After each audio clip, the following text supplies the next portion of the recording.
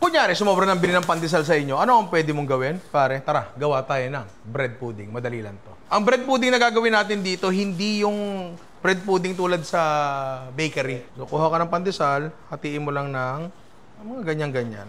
Lagay mo agad dyan. Pwede normal na gatas, pwede rin namang evap. Mas malasa pag evap kasi ganun talaga eh. Tayo niyan.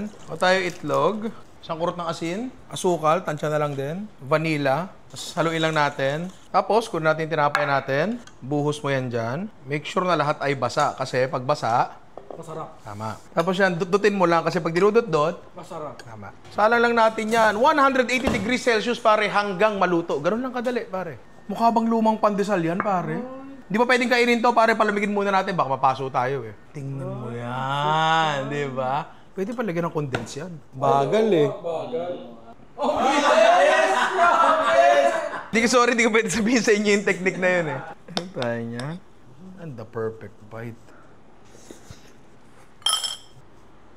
Ang sarap, ang lambot. Di ba? Parang cake. Parang cake, pare. Ang ganda ng texture niya. Parang siyang tinapay na may leche flan, na parang basang cake, parang ganun. Sobrang dali lang, pare. Tsaka ano to, parang hindi nasasayang mga lumang tinapay sa inyo. Kahit anong tinapay niyan, kahit bowling, monay, putok, baktol, kahit ano, pre, pwede yan.